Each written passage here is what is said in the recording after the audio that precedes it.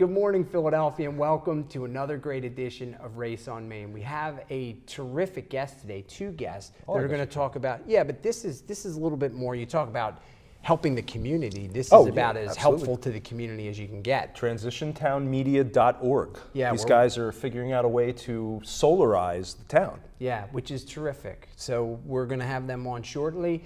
Don't forget to visit us on raceonmain.com, and we'll see you out on Main Street.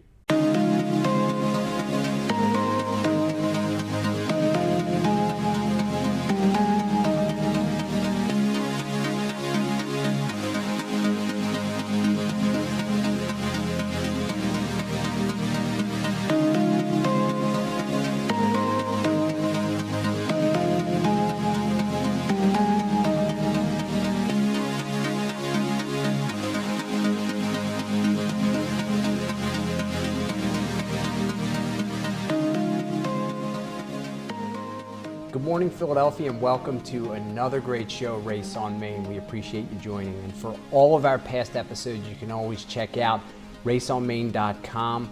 We have a very, very great set of guests who are here today who are going to talk about creating a solar town, basically, not too far from here. So we're going to get to them shortly. Professor Eric Stein and Martin Pepper from the Transition Town Media Group are going to talk all about the solar project that they're working on in media. So we're very fortunate to have them here. But before we get started, I guess under contract, I have to introduce Side help. The side help, my brother and partner and co-host Stuart. How are you today? We got a great show today. It is a great show, and it's without giving too much away. Media is everybody's hometown. I suppose so. Some of the people in this very room. That's right. Well, not hometown, but that's where they live right now. So. Right. I know that my kids and are going to be interested in this because it's about their hometown. Yeah, that's neat. That's neat. So I'm sure there's a lot of folks around the region that are going to be interested for the same reason. They get to, this is all about where I live kind of thing. Yeah, so. And hopefully the word spreads, and it doesn't have to be just media. I think these guys are going to talk about it's not just media itself. There are surrounding towns, but maybe it'll spread beyond just the immediate region. Right, it's not the worst idea in the world, that's for sure. And the interesting part to it is that, and I love having it now, is because we can't lose any momentum when it comes to things like solar. Right now, oil prices are very, very, very inexpensive. Yeah. So people tend to overlook the idea of the environment and things like that. I read an article about they're looking at bigger cars. The price has been down for like a month, and they're building bigger cars. It's like, come on. We don't want to lose sight of that. This is important stuff. Yeah, and interestingly enough, as another, it's not solar, but sort of in that vein, I was with a client of ours earlier, and when I pulled in, there was a car plugged in, an electric car plugged in. As you start to see some of that come available a little bit more. There you go. So, well, Wawa's got natural gas pumps now. Yeah. It's in Jersey. That's interesting. But, But this whole idea of solar, great idea. Yeah. There's a lot of, let's say, wasted energy that could be utilized by the sun that's right there just about every day. Can't wait to get into it. Yeah. But first, Main Street is talking about the fact that Apple is guilty of price fixing. Apple, like Apple. No, the apples like you eat. No, yeah, of course, Apple. Apple, the company that makes all that stuff that we can't live without. Right. The U.S. Supreme Court has refused to hear Apple's appeal of a lower court ruling that Apple has to pay $400 million, which I'm sure they have in their couch, to certain customers because it conspired with publishers to fix e-book prices. So it's just this very specific area. The case has been going on for quite a long time, actually. It was actually settled in 2014. So what you have to understand is the only question that the Supreme Court decided, which it didn't, this is like being back in law school, which the Supreme Court decided, but they didn't actually even decide because they refused to hear it. Right. Was how much. Okay, so Apple they settled, and who's guilty, who's not guilty, doesn't matter. Right. The case was settled. Right. The question became how much. So the 5 publishers, who I won't name, they settled for $150 million. So $150 million went, I'm not sure where. Apple's $400 million is going to come back to the customers as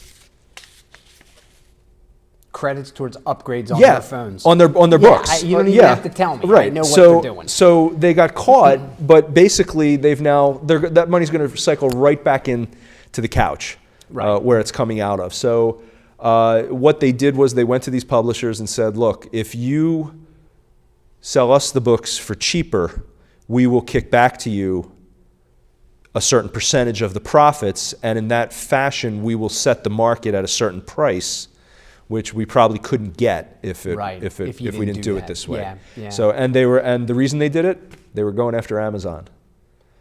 Well, it doesn't shock me at all, and we'll see how that all plays out. I wonder if it was still more profitable for them to do it this way with a 400. It's like the Ford Pinto. Sure, well, right. I mean, I'm sure that they had calculated what this. They knew what they were going to pay 5 years ago. There were 10,000 actuaries figured out that if we get nailed, we'll get nailed for this amount, and this is how much it's going to cost us, and we still make more money. And then we'll offer it in terms of basically and we'll look Apple good. gift card, and we'll go from there. So essentially, where does this shake out for Main Street? Hey, you're independent booksellers, you're independent electronic companies, you're independent, and Apple. So we can't live with our iPhones.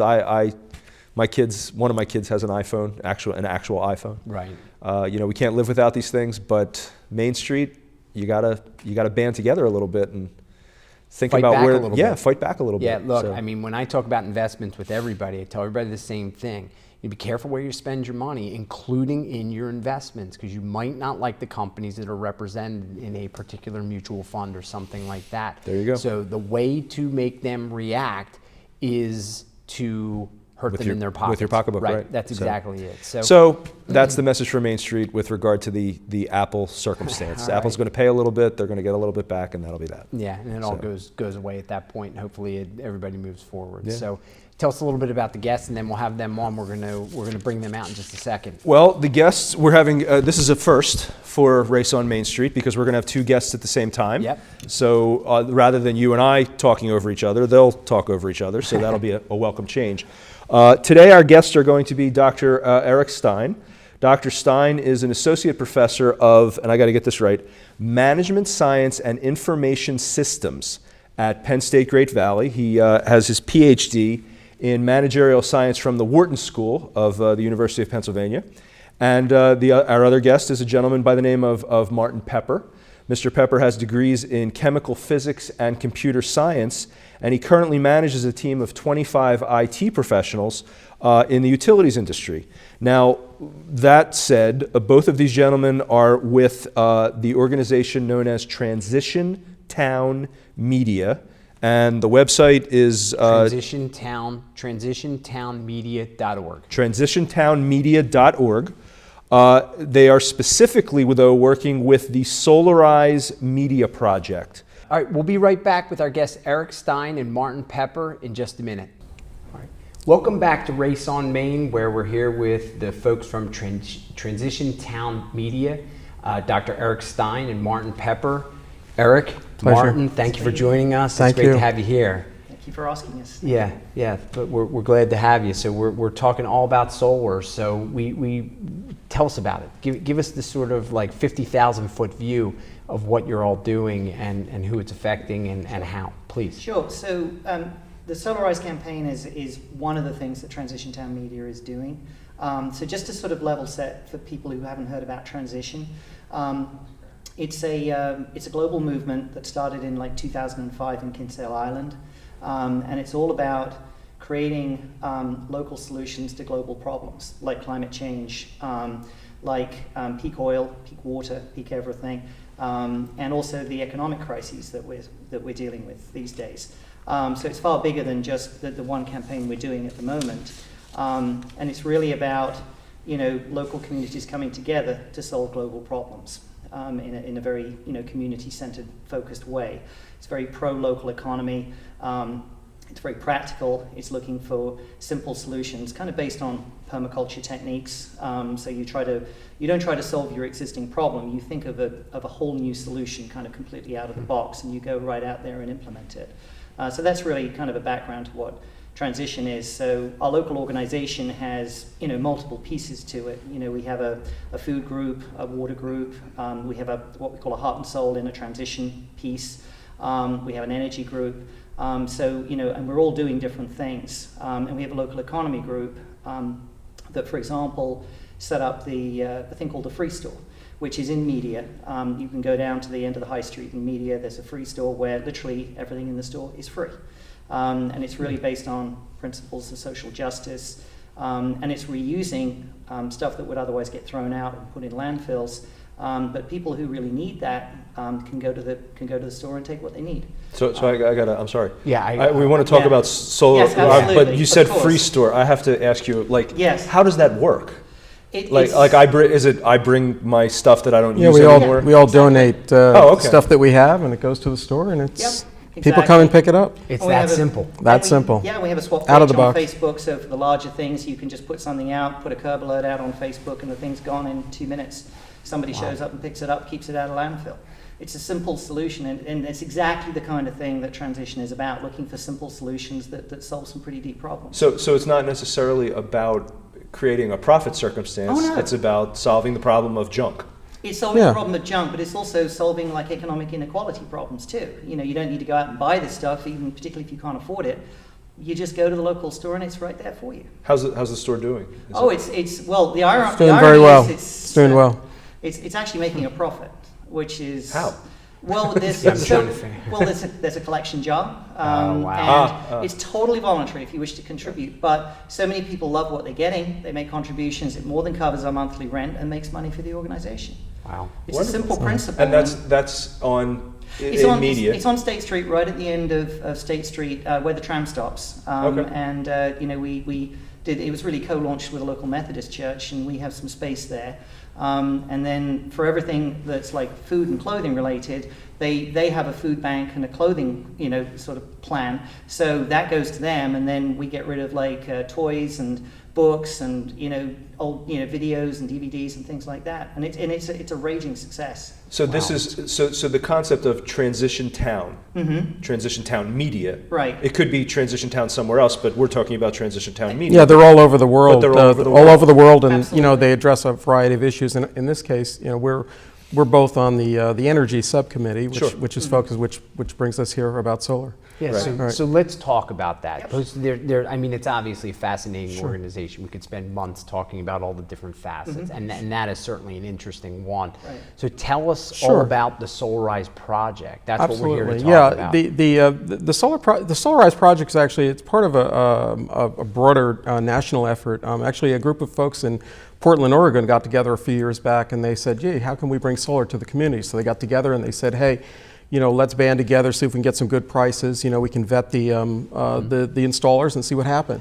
Well, it was so successful that the DOE got interested in it, and then they started to fund it and to document what was done. It's now been turned out as a model all across the United States. So TTM said, "Hey, that's a great model. Why don't we use that model to bring solar to our region?"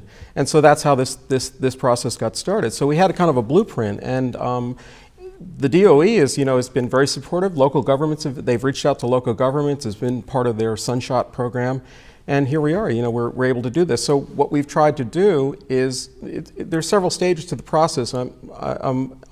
As being a member of the committee, the first thing we had to do was like, can we find a group of people so that would be able to install? So we wrote an RFP. Okay, And- so we're going to talk about we're going to talk about the process now. Yeah. Like how it works. Yeah, Okay, sure. go ahead. So as the group, what we did is we said, okay, we need to write an RFP. We have to, put in not only factors of cost and how much pricing, the quality of the materials, servicing, and all those things. The average homeowner doesn't know, this is complex stuff, electrons floating out there, what does that mean? So and how to pick a vendor. So we're trying to do the hard work of selecting a qualified vendor for the community. So we did that. We wrote the RFP. We sent it out. We got some very highly qualified responses. We then set up objective criteria to evaluate those folks, and then we came up with our our finalists. And so part two of that is then we go out into the community and we try to reach out to the community and say, here's solar. would you like to participate in this? And so there's an outreach component of this, sort of a marketing outreach component. So there've been a number of public meetings that we've gone to that you're aware of. I attended one. Yeah. Yeah, that you know, and so we have 13 communities who are involved in our outreach. It's centered in Media, PA, but we have 13 communities in total who are participating in this particular project. These are the communities that lie around Media, like Yes. Upper Providence Yes. and Edgemont. It's And like Yeah. a 5-mile radius from within a 5-mile okay. radius. Okay. And so we're reaching out to those folks, and we're trying to, educate people on what solar is. I mean, there's a certain process involved. And then the first step is that, they go to the website and they say, yeah, I'm interested, I'd like to sign up. So they go to the solarizemedia.org website, they sign up, and they get a free consultation. So they come out, or they'll check and see, how many trees do you have? Do you have enough sun? Is there shading? First thing you want to do is make sure your roof is intact, right? If you need to fix your roof, you don't want to put solar panels up there. So you fix that. You can, another good thing to do is energy efficiency measures. Plug the holes in your windows and your walls and things like that, and then put solar on that.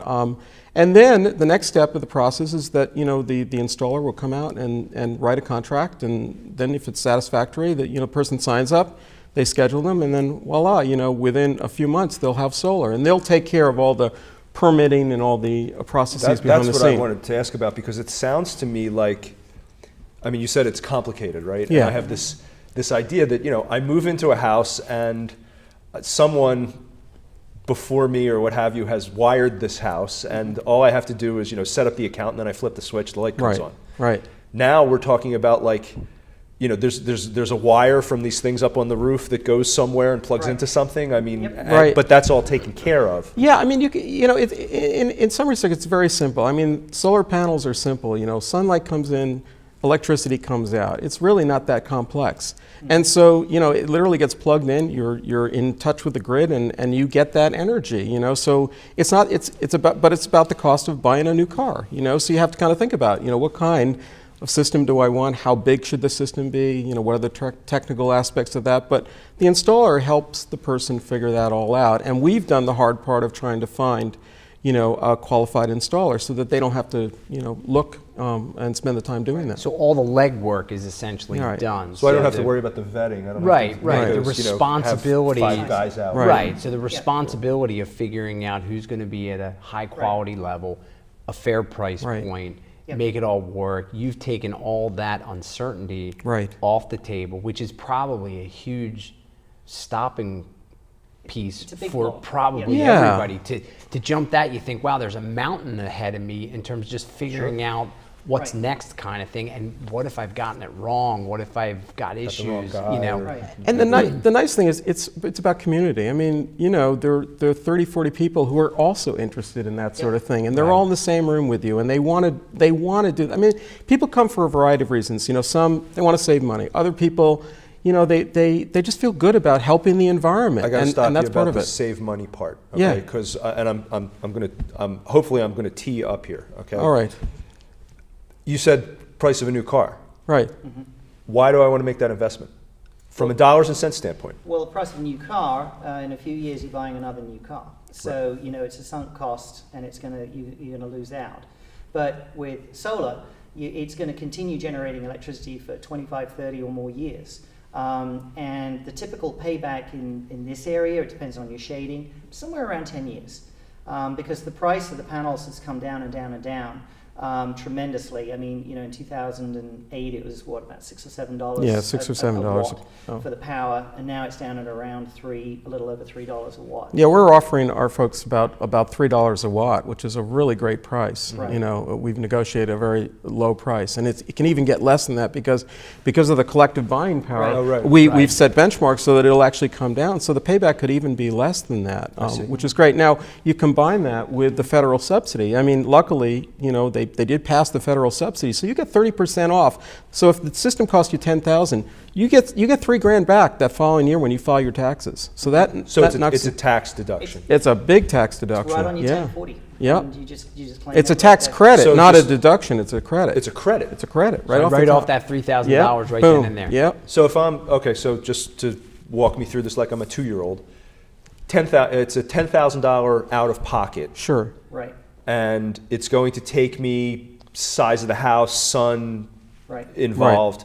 It's going to take me somewhere around 10 years to break even on the energy costs. Right. But my out of pocket, while it's $10,000, I'm going to get a $3,000 Right away. tax The credit next year. Yep. the next year. Yep. You'll get another credit. You'll get what's called an SREC credit because you're actually now considered to be a generator. It's a saleable renewable energy credit.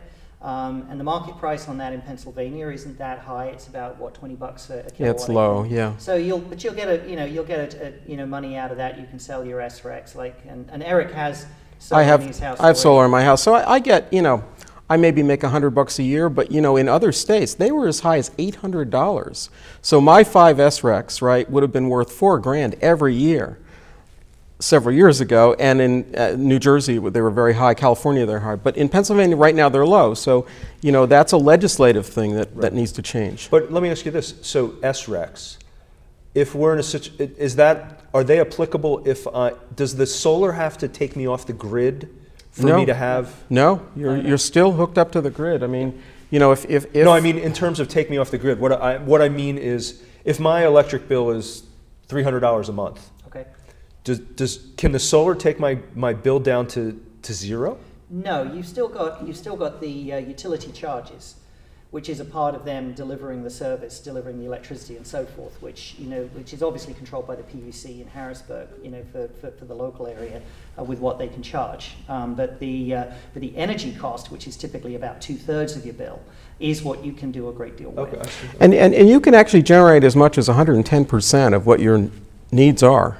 I mean, you're not allowed to generate more than that. Is that the SREC thing where I No, sell off that 10%? no, it's just no. You're just that's the mandated level that you're allowed to produce. So if you're normally consuming 100 kilowatt hours, you could produce 110 maximum, and that would be the end of it. And the way it also works is that there's net metering available. So if you're generating more than you need during the day, It goes right back. it goes back into the grid. Oh, I see. But then at night, when you need it, you take power out of the grid, and it's netted off on your statement. You get a credit. So it's like a giant. They battery, pay you if at that like. point, The grid yeah. is like your giant So battery. so even though you're pulling power off the grid, you're Right. essentially not paying for it because you put power onto the grid Right. earlier in the day. That's Exactly. it. Yeah. It's kind of That's interesting. exactly it. Yeah. So you're at work all day, and you're not running too much But the sun is energy. beating down but the on top of sun's your house. beating down on top of your As house. generating electricity for you. For you to use that night when you do come home and need to Right. turn on Exactly. your heater, air conditioner, whatever. And by the Exactly. way, it's saving your roof because you've got solar panels on the roof, so your roof life is extended, and it's also cooling your house down, so you're not running the air conditioning as hard. So because it's insulating. And that was going to be one of my questions, is that we see solar panels on roofs, and you look at it and you think, well, what happens in terms of your roof?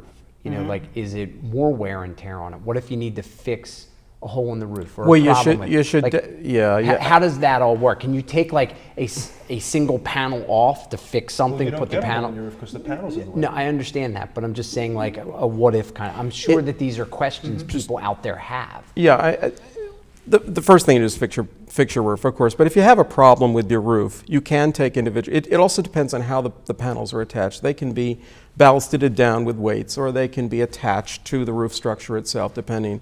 Mine, for example, they're just held down with cinder blocks because I have a flat roof, which is more of a commercial style. But most people have a slanty roof, and that what's happening. But if there's a problem, yes, you can disassemble components of it. Obviously, turn the power off, Right. And then you can make those repairs and then reassemble it. Are there? Well, I'm not going up on my roof. Are there? I mean, there are contractors, or I guess the company that put the thing on. Yes, they can fix it if They have to. do. Yes, They also monitor. they have partners. They monitor it. in Yeah. real time. So Eric has a little app. He's a total energy nerd, and he Yeah. likes to look at how much he's generating, through the day. And if a panel goes down to like 0 or something and it has a problem, which is extremely rare, I don't think you've ever had that issue, but No. then the actual installer is also looking at it, and they can actually send somebody out to Because fix they're it. monitoring it in They- real to time. be honest, And the fact is, these things are virtually maintenance free. I mean, I've had mine for about 3-4 years now, and I don't have to do anything. It's just silent, makes no noise, Just sits out there. non-polluting, just sits there and is collecting the sun. I mean, occasionally you see people maybe going up and brushing the snow off of them, but you don't have to. It'll melt, and that's there's nothing to do. You just Yeah. Collect the energy. That's it. How about, does it have to be on my roof? Can it be in my backyard? Oh, Yeah, It can absolutely. totally Be on your backyard. garage. You can put them in your I mean, backyard. You have a big if I have a large backyard that I'm not using. ground-based systems are very common. From you see them on agricultural fields to Sure. upstate in the country. People put them just in an open field. No problem. You can put them on a gazebo or a pergola or something. And make it Anything. feature, Okay. You can do it pretty much. All right, last question, because we want Yeah, to you got to it. pump up the website and Yep. stuff like that also on Sure. the way Yeah. out. But my last question is resale value. Okay. Oh, great question. Yeah, so Go it ahead. adds, there was a survey done of realtors, and I think in like 6 states very recently, including a piece of Pennsylvania. The overall net increase in your property value is around 3%. So it does add to the value of the house. Nice. And it's becoming far more recognized as an actual asset, and particularly because I think they're warranted in our particular plan for like 25 years, but typically they last far, far longer than that. So, you can expect it to be something that will resell at a good value. Excellent. that's Gentlemen, Great. Yeah, terrific thank you. information. Do everything we can to help you get it out there. Good luck to Absolutely. you. And So if you want to get some more information, you go to transitiontownmedia.org, and there's tons of information there. And even if you don't live within 5 miles of media, it's a great place to maybe start. Maybe it's something you could bring into your own community if it's not something that's already there. So take us I'm out. just going to do this real fast because since we're talking about the sun, I looked up that I wanted to know how much bigger the sun was than the Earth. 300,000 times. 333,000 times my kid- heavier Yeah, my kids just than told me the that. Earth. It's the circumference is about 100 times that of Earth. Right. So the sun is the Earth is actually more dense than the sun, which makes sense because the sun is gas. But Right. here's the thing that I really think is cool: the biggest star is 265 times heavier than the sun, which is 333,000 times heavier than the Earth. So Right. if It's- that star were in our solar system, it would go out beyond Jupiter. It's amazing. So, well, it's thank you both. We appreciate it. Pleasure. Thank you. Yeah, absolutely. Thanks for having us. Yeah, we're glad to have you, and we'll probably have you back because we're going to talk more about this. it. Absolutely. So don't forget, you can check us out on raceonmain.com, and don't forget your first responders out there. Something interesting that I just had a conversation with somebody about. Most of the fire departments out there need local volunteers, community volunteers, not to go out and fight fires. They need them to come in and help manage the departments. So if you see those signs that say, hey, look, we're looking for volunteers, it's not just for you to get suited up and run into a burning building. A lot of folks are a little scared by that, and I get that, but there's still certain ways that you can help. You should call all your local fire departments and see how you might be able to be of some assistance. They greatly encourage that community support because they don't want the firefighters independently, exclusively running the fire departments. They want that community support. So, and we just want to give one last little call out to Joe McGibby. He was voted the Policeman of the Year in Haverford Township. We spoke about him last week. He was the one of the guys who responded, first responder to respond to a boy who was drowning in a pool in Havertown or Haverford, somewhere in that township. Jumped in, took him out of the pool, saved his life, and there's a family who's got a little boy at home safe and sound because of Joe McGibby. So we want to give him a nice, fond thanks. And we'll see you out on Main Street. Thanks for watching, and don't forget to check us out at raceonmain.com.